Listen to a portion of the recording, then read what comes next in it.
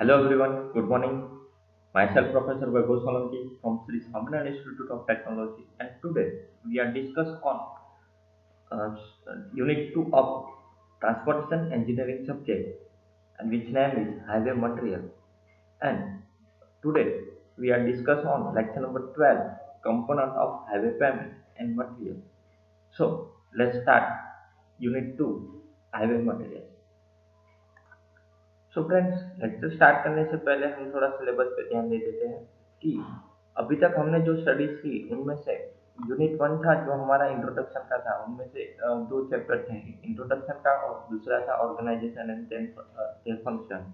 वो दोनों हमने कंप्लीट किए। उसके बाद यूनिट 2 जिसका नाम है हाईवे ट्रांसपोर्टेशन, जो अभी कंटिन्यू है, उनमें से हमने हमारे प्रीवियस सभी लेक्चर में से इंट्रोडक्शन वाला चैप्टर कंप्लीट कर दिया है। हाईवे जियोमेट्रिक डिजाइन वाला चैप्टर भी कंप्लीट हो गया है। ठीक है, तो आज हम बात करेंगे यूनिट 2 के चैप्टर नंबर 3 हाईवे मटेरियल की। तो ये चैप्टर इन सब चीज़ों को कवर करता है। तो इसके हिसाब से हम अपना कंटेंट स्टार्ट करेंगे। तो ये स्टार्ट करते हैं हाईवे मटेरियल। दूसरी चीज कि ये चैप्टर 3 के बाद इसी यूनिट 2 के हाईवे ट्रांसपोर्टेशन यूनिट के chapter number 4 design of construction payment आएगा। उसमें हम फ्लेक्सिबल और रिजिड पेमेंट की डिटेल में स्टडीज करेंगे विथ डिजाइन। उसके बाद चैप्टर नंबर 5 आएगा जो पेमेंट मेंटेनेंस के अकॉर्डिंग है। उसके बाद चैप्टर नंबर 6 हाईवे ड्रेनेज है और अर्बोरिकल्चर एंड लाइटिंग के बारे में है। और चैप्टर नंबर 7 ट्रैफिक इंजीनियरिंग है। तो कुल मिला के हाईवे ट्रांसपोर्ट के जितने भी यूनिट है यहाँ पे, वो पूरा ट्रांसपोर्टेशन हाईवे ट्रांसपोर्टेशन कवर कर लेते हैं। और हम उसके अकॉर्डिंग और उस कंटेंट के सिलेबस के कंटेंट के अकॉर्डिंग अपने सभी लेक्चर कंप्लीट करेंगे। तो अब बात करते हैं चैप्टर नंबर 3 हाईवे मटेरियल की और आज के कंटेंट की। तो आज जो हम कंटेंट चलाने वाले हैं, जो हाईवे मटेरियल का यूनिट 2 का चैप्टर नंबर 3 में जो कंटेंट है उसमें से पहला तो एक कंटेंट है, वो है component of highway payment and material use. कौन कौन से मटेरियल यूज होते हैं हाईवे कंस्ट्रक्शन में, हाईवे पेमेंट में। उसके बाद जो मटेरियल है उसके बारे में डिटेल्स में यहाँ पे स्टडी होगी। उस पर कौन कौन से टेस्ट हो रहे हैं और उसके फंक्शन, उसकी प्रॉपर्टी और उसकी इंडेक्स प्रॉपर्टी क्या है, ये सब हम देखेंगे। सो आज हम जानेंगे इनमें से कंपोनेंट ऑफ हाईवे पेमेंट क्या है, कौन कौन से मटेरियल है, और सॉइल के बारे में हम आज डिटेल में स्टडी करेंगे। सो मटेरियल को समझने से पहले हम समझ लेते हैं कि कंपोनेंट ऑफ हाईवे पेमेंट क्या है, एक्चुअली पेमेंट क्या है, और उसके अकॉर्डिंग ये सभी कंपोनेंट और कंपोनेंट के अकॉर्डिंग मटेरियल किस हिसाब से यूज होते हैं। ठीक है, तो जनरली हम सबको पता है कि हम जो अपने आसपास जो ब्लैक टॉप रोड देख रहे हैं वो एक्चुअली बिटुमिनस के रोड है, जो जहाँ पे अपर लेयर पे बिटुमिनस होता है, जिसको हम गुजराती में डामर भी बोलते हैं। ठीक है, सो ये जो बिटुमिनस के रोड है वो फ्लेक्सिबल पेमेंट रोड है। ठीक है, तो वो भी लेयर वाइज कंस्ट्रक्ट होते हैं अपने सबग्रेड यानी सॉइल पे। ठीक है, वही उसी तरह हम अपनी सोसाइटीज में देखते हैं या तो कहीं और जगह पे हाईवे पे देखते हैं कि आरसीसी के रोड होते हैं जहाँ पे कंक्रीट का स्लैब लगा हुआ होता है। ठीक है, तो उसको हम आरसीसी पेमेंट या तो रिजिड रोड कह सकते हैं। तो बेसिकली पेमेंट दो टाइप के होते हैं, फ्लेक्सिबल पेमेंट और रिजिड पेमेंट, की हम आगे डिस्कस करेंगे। बट इन दोनों पेमेंट में अगर हम हाईवे की बात करें तो जो मेजर कंपोनेंट रहेंगे उसमें से highway structure are generally constructed above the general ground level.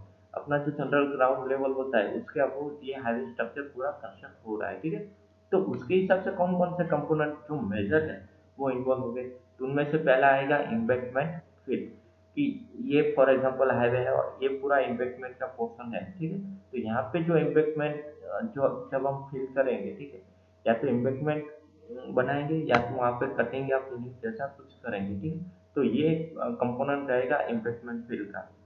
दूसरी चीज सबग्रेड। तो हाईवे का सबसे नीचे वाला लेयर होता है वो सबग्रेड होता है। सबग्रेड में एग्जिस्टिंग सॉइल होती है। तो जो भी सॉइल कंडीशन का जो लास्ट लेयर होता है उसको हम सबग्रेड बोलते हैं। तो दूसरा कंपोनेंट है हमारा सॉइल की बिलो लेयर है हमारा जो सॉइल है, जो बहुत ही इंपॉर्टेंट लेयर है जहाँ पे पूरे सब लेयर लेड होंगे और उसके हिसाब से उसको स्टेबिलिटी मिलेगी।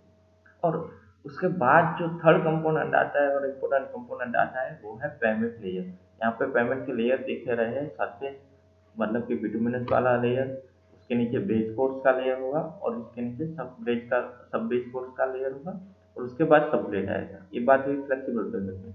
सिमिलरली आरसीसी और डिजिट पेमेंट में भी उसी हिसाब से पेमेंट के लेयर होगी, मतलब कि payment layer of flexible and digit payment structure.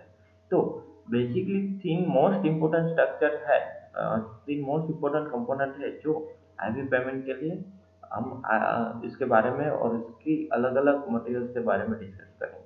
ठीक है।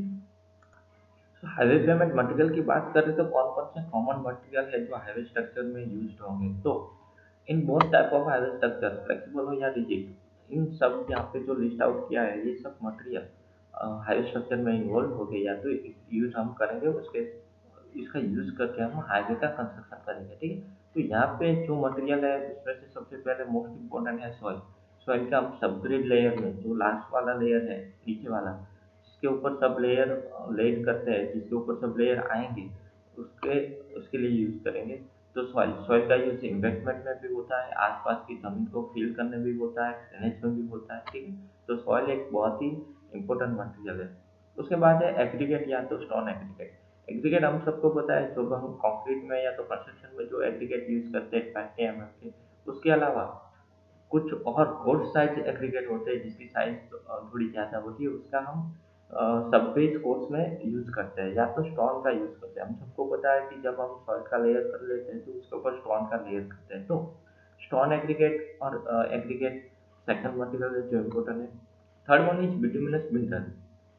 बिटुमिनस बिल्डर ये है कि जब हम बेस कोर्स बनाते हैं तो उसमें कुछ बिटुमिनस का यूज करते हैं, उसके अलावा और कुछ मटेरियल का यूज करते हैं। तो ये बिटुमिनस के बिल्डर का यूज हम टॉप सरफेस होती है वहाँ पे, जो आपको black topping surface flexible pavement पे दिखाई दे रहा है, तो वो एक्चुअली बिटुमिनस बिल्डर है। ठीक है। फोर्थ पॉइंट है बिटुमिनस मिक्स।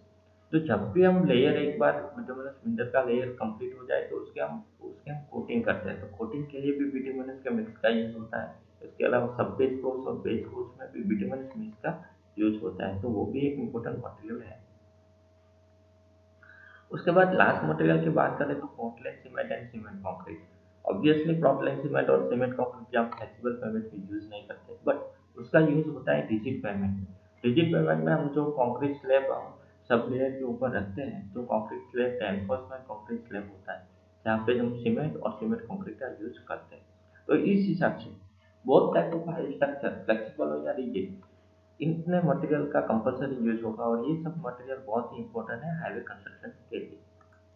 तो यहाँ पे हम पेमेंट की बात करते हैं तो सबसे पहले बहुत ही यूज किया है हमने वर्ड पेमेंट। तो सबसे पहले पेमेंट के बारे में डिस्कस कर लेते हैं। तो पेमेंट क्या है कि payment is the durable surface material laid down on an area intended to sustain vehicular load or foot traffic such as road or walkway। Simply payment किसे बोलते हैं, जो सबसे अपर लेयर होता है हाईवे का, उसको हम पेमेंट बोलते हैं। बट यहाँ पे हम पेमेंट का डिस्क्रिप्शन हाईवे इंजीनियरिंग में इस हिसाब से करेंगे कि जितने भी लेयर है वो इंक्लूडिंग इन पेमेंट है। अब अपर लेयर की बात करें तो बेसिकली पेमेंट क्या है कि एक ड्यूरेबल सरफेस है, कि एक ड्यूरेबल सर्फेस का मटेरियल है। हम बिटुमिनस की बात करें तो बिटुमिनस पे जो हम सरफेस टॉप सरफेस पे लगाएंगे, ठीक है, तो वो जो इंटेंडेड एरिया है वहाँ पे मैक्सिमम सस्टेनेबल व्हीकल या मैक्सिमम व्हीकल लोडिंग या फुट ट्रैफिक लोडिंग वहाँ पे रहेगा, या तो उससे ऊपर से ट्रैफिक जाएगा। तो सबसे ऊपर का लेयर है तो उसको हम पेमेंट इंडिकेट करते हैं। तो वो जो durable surface of material laid down on the area of intended and sustained vehicle traffic such as road or walkway, it's called payment. There is two types of payment. First one is flexible payment, second one is rigid payment. तो जैसे कि आगे मैंने बताया discuss किया उसके regarding की flexible pavement है वो बिटुमिनस पेमेंट है। ठीक है।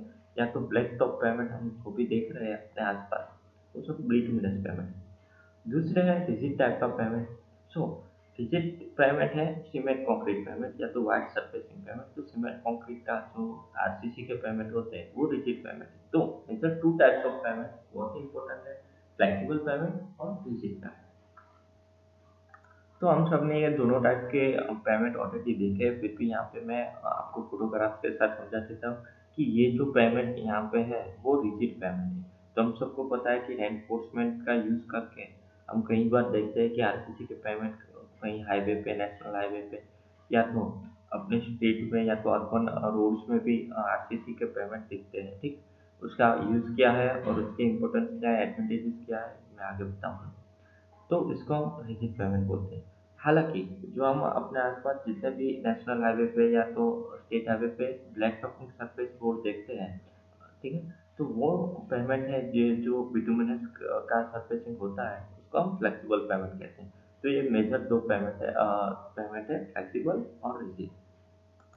देखो यहाँ पे एक ही साथ एक कॉरिडोर में आप देख सकते हो, ये फ्लेक्सिबल पेमेंट है जो ब्लैक टॉपिंग है, और ये रिजिड पेमेंट है, ठीक है, जो आरसीसी का है।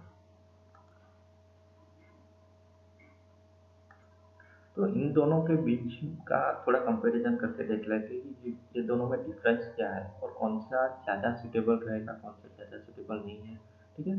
तो सूटेबिलिटी के हिसाब से देखें तो ये डिपेंड करता है। बाकी फ्लेक्सिबल पेमेंट और रिजिड पेमेंट बहुत ही इम्पोर्टेंट है कोई भी हाईवे कंस्ट्रक्शन के लिए, ठीक है। तो फ्लेक्सिबल पेमेंट की हम बात करें तो flexible pavement have a low flexural strength, हालांकि rigid pavement have a more flexural strength, ठीक है। तो फ्लेक्सिबल पेमेंट की जो फ्लेक्सुरल स्ट्रेंथ है कंपेयर टू रिजिड पेमेंट ज़्यादा होती है।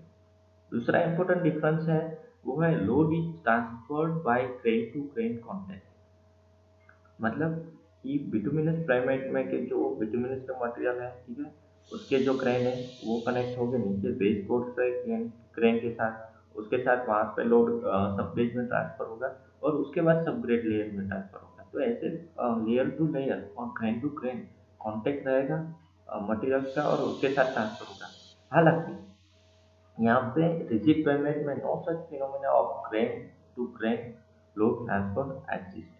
यहाँ पे grain to grain load transfer exist नहीं होता है। यहाँ पे क्या होता है कि जैसे कि हम सबको पता है कि रिजिड पेमेंट है वो आरसीसी का पेमेंट है, तो वो डायरेक्टली जितने भी लेयर है उस पर हम लेट कर देते हैं, तो वो डायरेक्टली लोड को सॉइल पे सबप्लेट पे ट्रांसफर करता है, ठीक है। दूसरी चीज surfacing can not be laid directly on the subplate. यहाँ पे क्या होता है कि सरफेसली डायरेक्टली लेड होती है सबप्लेट पे। यहाँ पे no thermal issue are included. हालांकि आरसीसी का हम सबको पता है, हम सब स्ट्रक्चर पढ़ते हैं, तो वहाँ पे टेम्परेचर इश्यू होगा, उसके साथ साथ थर्मल स्ट्रेसेस भी इंक्लूड हो गए। Expansion joint are not needed. तो यहाँ पे रिजिड पेमेंट में एक्सपेंशन जॉइंट की बहुत ही ज़्यादा इंपॉर्टेंस है, क्योंकि हम सबको पता है कि आरसीसी में रेनफोर्समेंट आएगा तो कंपलसरी टेम्परेचर इफेक्ट के साथ जो एक्सपेंशन होगा जितने जितने जॉइंट रखेंगे हम आरसीसी में, तो उसको हम एक्सपेंशन जॉइंट की यहाँ पे रिजिड पेमेंट में जरूरत पड़ेगी। दूसरी चीज है डिजाइन लाइफ फ्लेक्सिबल पेमेंट की 10 या 15 साल है। हालांकि design life of rigid payment is 20 to 30 years। Initial cost का कंस्ट्रक्शन जो फ्लेक्सिबल पेमेंट है वो बहुत ही लो है इनिशियल कॉस्ट। हालांकि आरसीसी सीमेंट कंक्रीट थोड़ा महंगा है कॉस्ट के हिसाब से, तो इनिशियल कॉस्ट कंस्ट्रक्शन हाई होता है, बट ये ज़्यादा स्ट्रेंथ देता है इसलिए इसका मेंटेनेंस कम आता है। जबकि फ्लेक्सिबल पेमेंट है वो इनिशियल कॉस्ट कंस्ट्रक्शन लो होता है बट मेंटेनेंस कॉस्ट बहुत ही हाई रहता है, ठीक है। उसके बाद जब भी फ्लेक्सिबल पेमेंट है उसको हम विद इन 24 आवर्स में बनने के बाद 24 आवर्स में हम यूज़ कर सकते हैं। बट रिजिड पेमेंट एक बार बन जाए तो उसके साथ हम क्योरिंग करना पड़ेगा, पानी देना पड़ेगा 10 या 15 दिन तक, उसके बाद हम यूज़ के लिए ले सकते हैं, ठीक है। और मोस्ट इम्पोर्टेंट की damage bye oil and certain chemical, कि ये जो फ्लेक्सिबल पेमेंट है ये कुछ केमिकल के साथ डैमेज होता है, जबकि रिजिड पेमेंट में ऐसा कोई डैमेज नहीं होता। बात करें लोडिंग की तो यहाँ पे जो लोड डिस्ट्रीब्यूशन हम सबको पता है कि फ्लेक्सिबल और रिजिड पेमेंट में जब यहाँ पे ये फील्ड प्रिंट है तो फील्ड प्रिंट के हिसाब से लेयर टू लेयर अलग अलग लेयर में इस हिसाब से लोड डिस्ट्रीब्यूशन होता है। तो यहाँ पे रिजिड पेमेंट है तो वो रिजिड पेमेंट का पूरा सबसेट पे इस हिसाब से लोड डिस्ट्रीब्यूशन होगा। हालांकि फ्लेक्सिबल पेमेंट का बेस कोर्स में भी लोड डिस्ट्रीब्यूशन होगा, उसके साथ सेपरेट में भी बहुत ही अंदर तक लोड डिस्ट्रीब्यूशन हमको यहाँ पे दिखाई देता है। अब सबसे पहले मटेरियल, जो हाईवे मटेरियल में अब आज हम डिस्कस करेंगे वो मटेरियल है सॉइल। तो स्टार्ट करते हैं, सॉइल क्या है, सॉइल का पेमेंट में कहाँ कहाँ पे यूज होता है और उस हिसाब से इसके कौन कौन से इंपॉर्टेंट प्रॉपर्टीज है, कौन कौन से टेस्ट है जो इम्पोर्टेंट है वो आज हम डिस्कस करेंगे। सो पेमेंट आर जो मटेरियल है, their material their associate properties and their interaction determine the properties of the resultant pavement. जितना भी पेमेंट की प्रॉपर्टीज है, एसोसिएट प्रॉपर्टी है, वो पेमेंट डिटरमाइन हम कर सकते हैं प्रॉपर्टीज के हिसाब से। दस A good understanding of these material, how they characterize and how they perform in a fundamental to understanding payment. ठीक है, उसके हिसाब से हम सबको पता है कि अगर मैं सॉइल की प्रॉपर्टी के अकॉर्डिंग मुझे पता है तो उसको हम कैसे मैं कंस्ट्रक्शन में यूज कर सकता हूँ। इसके साथ साथ उसका अंडरस्टैंडिंग, गुड अंडरस्टैंडिंग अगर है मुझे मटेरियल की तो उसको मैं उसके अच्छी तरह से यूज कर सकता हूँ। The material which are used in the construction of the highway are of the intense interest to the highway engineer. तो आगे जैसे हमने डिस्कस किया कि सॉइल का कहाँ पे हाईवे पेमेंट में कहाँ पे यूज होता है, तो सॉइल का हाईवे पेमेंट में यूज होता है सबग्रेड में, जो लास्ट वाला लेयर होता है जिसके ऊपर हम सब लेयर का कंस्ट्रक्शन करेंगे। ठीक है, आगे मैंने फ्लेक्सिबल पेमेंट और रिजिड पेमेंट लेयर के साथ इसलिए समझा है कि आप समझ सके कि पेमेंट क्या होता है, उसके लेयर क्या होता है, उसके बाद हम मटेरियल पे आते हैं। ठीक है, तो सबसे पहले बात करते हैं सॉइल की। तो सॉइल का यूज होता है सबग्रेड सॉइल में। तो यहाँ पे आपको इमेज के साथ दिखाता हूँ कि ये जो सॉइल है, जो रोड का कंस्ट्रक्शन हम स्टार्ट करते हैं, ठीक है, तो ये रोड पे हम सब लेयर आएंगे, बट उसके पहले ये जो सॉइल है उसको हम कॉम्पैक्ट करते, मतलब पूरा प्रेशर देके पूरा सेटलमेंट करके इसको हम रोलर के साथ कॉम्पैक्ट करके ऐसा एक बेस तैयार करेंगे।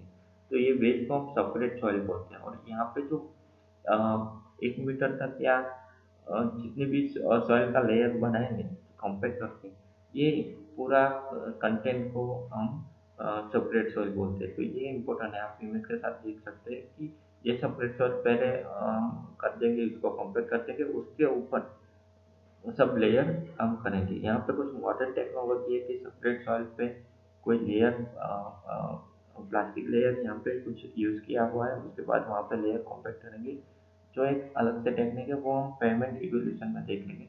बट यहाँ पे जो सेपरेट सॉइल है उसके ऊपर हम डायरेक्टली फ्लेक्सिबल पेमेंट या रिजिड पेमेंट, ये सॉइल के ऊपर डायरेक्टली हम मटेरियल पेस्ट कर देंगे और उसका आगे बेस कोर्स, सब बेस कोर्स और सरफेस कोर्स बनाने स्टार्ट कर देंगे।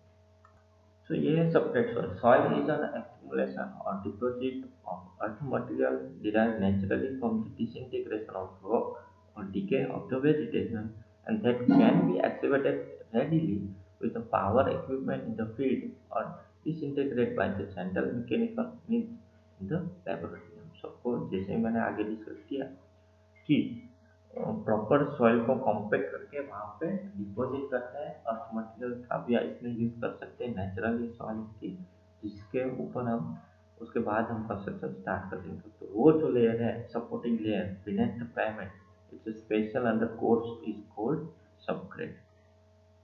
तो एज अ सिग्निफिकेंट सबग्रेड कौन कौन सी प्रॉपर्टी इंपॉर्टेंट है, तो basement soil of the road bed important for a structure, and pavement line should not deflect excessively due to the dynamic load and may be infill or compact embankment। मतलब कि जो soil है उसका हम embankment और fill में भी use हुआ होगा।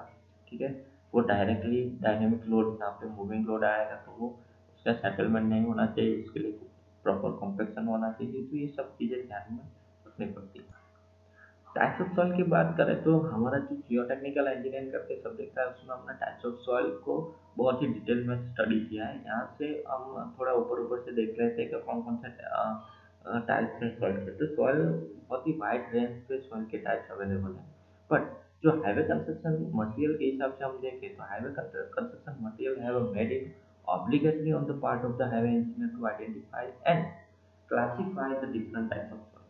And broadly, the soil type can categorize as a laterite soil, muram and red soil, desert sand, alluvial soil, clay soil and including black cotton soil। तो हम सबको पता है कि जो स्टैंडर्ड मेथड है कि जिसके हम उसके पार्टिकल के साइज के हिसाब से पार्टिकल साइज एनालिसिस के थ्रू हम इसका एनालिसिस कर सकते हैं। तो सबके पहले कोई भी कंस्ट्रक्शन पे हम क्या करते हैं कि फाउंडेशन करना है तो सबसे पहले हम सॉइल का सैंपल लेते हैं, उसको लेबोरेटरी में लाते हैं, उसका सीयू एनालिसिस करते हैं, तो सीयू एनालिसिस करके पार्टिकल साइज एनालिसिस करते हैं। तो इसमें हम सबको पता चल जाता है कि ग्रावेल है तो इससे वो ग्रेटर साइज आ गई, तो ये जो मटेरियल है उसमें ज़्यादा ग्रावेल है। फिर सैंड को हम कोर्स, मीडियम और फाइन में डिवाइड कर देंगे। सिल्ट मटेरियल है उसको भी कोर्स, मीडियम, फाइन में डिवाइड कर देंगे। क्ले को भी डिवाइड कर देंगे। तो पूरे सॉइल में से मुझे कुछ साइज के पार्टिकल सिल्ट के मिले, कुछ के सैंड के मिले, तो मैं ऐसा बोल सकता हूँ कि ये जो मेरी सॉइल है वो सिल्टी सैंड सॉइल है या तो सिल्ट मिक्सचर है। इस हिसाब से मैं बोल सकता हूँ कि लेटरेट सॉइल कौन सी है, क्ले सॉइल कौन सी है। अगर ज़्यादा क्ले पार्टिकल्स हैं तो मैं बोल सकता हूँ कि ब्लैक कॉटन सॉइल है, ठीक है। तो इस हिसाब से हम पार्टिकल साइज एनालिसिस करते हैं। एनालिसिस की मेथड भी हम सबको पता है, जैसे कि हमने आगे डिस्कस किया कि सबसे पहले क्या करेंगे कि जहाँ से सॉइल लाएंगे, यहाँ पे कोई सैंपल दिया हुआ है कि अगर हमारा हाईवे है तो उसके आसपास का कोई भी लैंडस्केप में से हम सॉइल ले लेंगे जहाँ पे ड्रेनेज बनाने वाले हैं या तो जहाँ पे हाईवे एग्जिस्टिंग हाईवे कंस्ट्रक्ट करने वाले हैं, तो वहाँ की सॉइल सैंपल लेके उसको हम इस हिसाब से क्लासीफाई कर देंगे। ये भी एक यूनिफाइड क्लासिफिकेशन मेथड है जिसके हिसाब से हम सॉइल को क्लासीफाई कर सकते हैं और उसको हम सॉइल का नाम दे सकते हैं कि ये सिल्टी लॉम सॉइल है या तो क्ले लॉम सॉइल है या तो सिल्टी क्ले सॉइल है या तो सैंडी क्ले सॉइल है। और जैसे उसका क्लासिफिकेशन हो जाए उसके बाद हम उसकी प्रॉपर्टीज फाइंड करके उसका हम स्टडीज कर सकते हैं और उसको प्रॉपर स्टडीज के साथ हम सॉइल को आइडेंटिफाई करके उसके कॉम्पेक्शन और सेटलमेंट पे ध्यान दे सकते हैं और उसकी स्ट्रेंथ हम जल्दी से जल्दी पता कर सकते हैं। जैसे हमको स्ट्रेंथ मिलेगी तो स्ट्रेंथ बहुत ही इंपॉर्टेंट है हायर कंस्ट्रक्शन में कि आपकी जो सब्जेक्ट है या तो आपकी जो सॉइल है उसकी स्ट्रेंथ अच्छी होगी तो मैक्सिमम व्हीकल लोड कैरी कर सकेंगे, ठीक। तो यहाँ पे कुछ सॉइल टाइप दिए हुए हैं जो हम सबको ऑलरेडी पता है कि ग्रावेल है तो वो उसका particle size under 2.36 mm with little and course gravel हम इसको क्लासीफाई कर सकते हैं, ठीक है। जिसको हम कोर्स मटेरियल कहते हैं। उसके बाद मूरफ है जो विजुअल प्रोडक्ट है, सिल्ट है, ठीक है। तो जो इसमें फाइनल सैंड है और मीडियम सॉइल है, ठीक है, सैंड है। उसके बाद क्ले है, तो क्ले है तो वो सिल्ट से भी फाइन है, वो है फाइनल है, ठीक है। तो इस हिसाब से सिल्ट, मुरम, सैंड इन सबको हम क्लासीफाई कर सकते हैं कि ये सब क्लासिफिकेशन के बाद हम जो टाइप पता चलती है सॉइल टाइप से। अब बात करें टेस्ट ऑन सॉइल, तो हम सबको पता है सॉइल पे तो बहुत सारे टेस्ट होते हैं। अगर हम जियोलॉजिकल स्टडी या तो जियोटेक्निकल स्टडी करते हुए तो हम बहुत सारे टेस्ट सॉइल पे देखेंगे, बट यहाँ पे रोड पेमेंट के हिसाब से देखें या तो हाईवे इंजीनियर के हिसाब से देखें तो जो हमारा जो कंपोनेंट है सॉइल वो कहाँ पे है, पेमेंट के स्ट्रक्चर के नीचे, मतलब कि सबग्रेड। तो जो भी सबग्रेड सॉइल का जो इम्पोर्टेंस है उसका इम्पोर्टेंस ये है, उसका ये यूज है कि वो सब लेयर को कैरी करेगा ऊपर से, ठीक है। तो उस लेयर पे लोड आएगा व्हीकल का, तो जो व्हीकल का लोड सबग्रेड तक ट्रांसफर होगा तो हमारा जो सबग्रेड का लेयर होता है, जो फाइनल लेयर होता है उसमें उसकी स्ट्रेंथ ज़्यादा होनी चाहिए, ठीक है। वो सेटलमेंट नहीं होना चाहिए उसमें, कोई भी डिस्ट्रेस नहीं होना चाहिए, ठीक है। तो उसके हिसाब से देखें तो यहाँ पे जो हाईवे इंजीनियरिंग में इम्पोर्टेंट है वो है कि सॉइल की स्ट्रेंथ हम सबको पता होनी चाहिए और सॉइल की स्ट्रेंथ फाइंड करने के लिए जो हम ब्रॉडली टेस्ट यूज करते हैं वो 3 टेस्ट हैं। उसमें से एक है शियर टेस्ट, दूसरा है बियरिंग टेस्ट और तीसरा है पेनेट्रेशन टेस्ट। सो हम सबको पता है कि स्ट्रेंथ, अगर मुझे सॉइल की स्ट्रेंथ पता करनी है तो उसके लिए जो बहुत ही वाइडली लेबोरेटरी में यूज होता है वो है सीबीआर टेस्टिंग मशीन। और वो जो टेस्ट है उसको हम बोलेंगे कैलिफोर्निया बेरिंग रेशियो टेस्ट। वो बेरिंग टेस्ट के से भी जाना जाता है। तो बेसिकली क्या क्या होता है उसमें कि आपका जो रेशियो है force per unit area required to penetrate a soil mass with a standard circular piston at the rate of 1.25 mm per minute and to that required for the corresponding penetration of the standard material। तो इसमें क्या करते हैं कि इसमें हम एक mould लेते हैं, उसमें सॉइल को या तो कोई भी मटेरियल है बिटुमिनस एग्रीगेट उसको हम सॉरी एग्रीगेट या स्टोन एग्रीगेट या सॉइल, इसको हम लेयर वाइज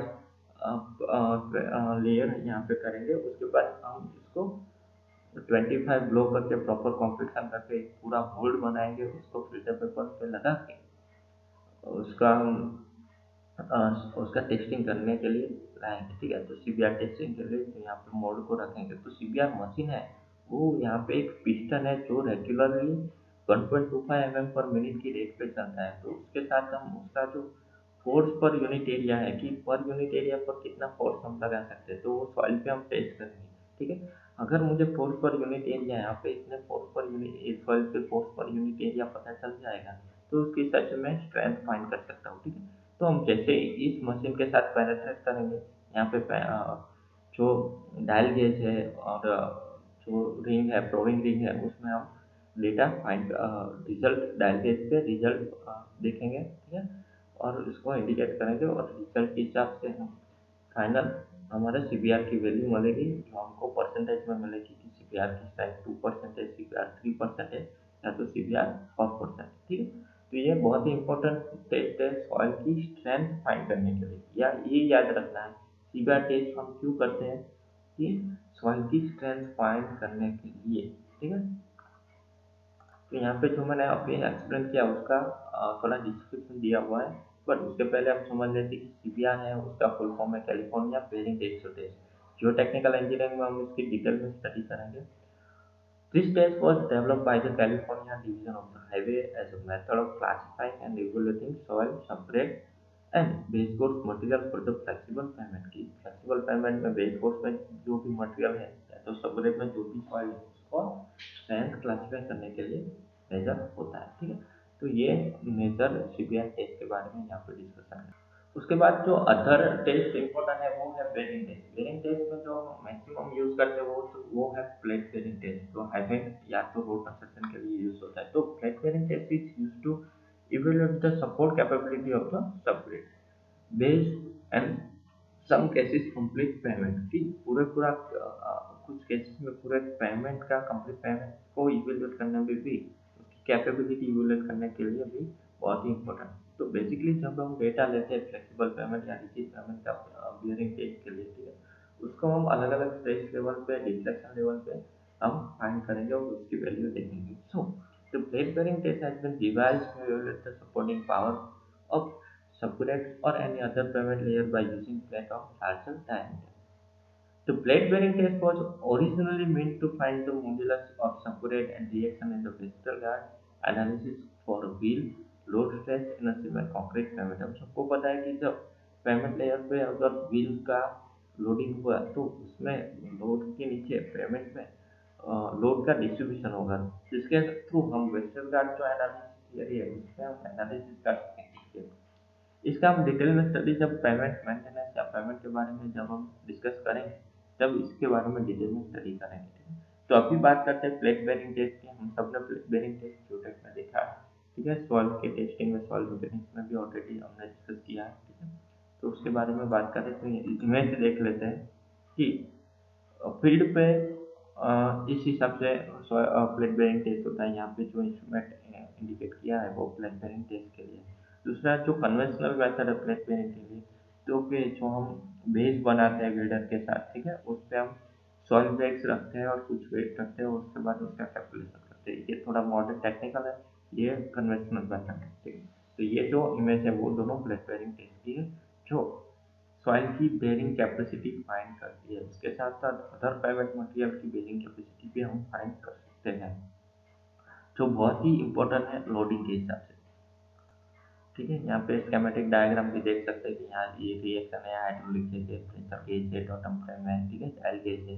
प्रेशर गेज और डायल गेज के साथ साथ हम कितना प्रेशर है और डायल गेज के साथ साथ हम ये काउंट कर सकते हैं। उसके हिसाब से जो स्टैक प्लेट में जिस हिसाब से चार्जेस आएंगे उस हिसाब से हम बेरिंग कैपेसिटी फाइंड कर लेंगे। तो ये कुछ कन्वेंशनल और मॉडर्न मेथड के साथ साथ यहाँ पे दिखाया गया है। तो ये सब टेस्ट सॉइल और ये सब टाइप्स ऑफ सॉइल सॉइल के लिए बहुत ही इंपॉर्टेंट है। तो आज जो हमने वो सॉइल के बारे में था, जो इम्पोर्टेंट मटेरियल है हाईवे कंपोनेंट के लिए, हाईवे पेमेंट के लिए इम्पोर्टेंट मटेरियल है, ठीक है। तो आज हमने जो डिस्कस किया कि हमारा यूनिट 3 है उसमें जो भी जो कंटेंट है उससे से आज हमने सॉइल के बारे में डिस्कस किया और कंपोनेंट ऑफ हाईवे पेमेंट और उसके मटेरियल कौन कौन से उसके बारे में हमने डिस्कस किया, ठीक है। तो आज का लेक्चर यहाँ पे कंप्लीट करते हैं। Thank you so much.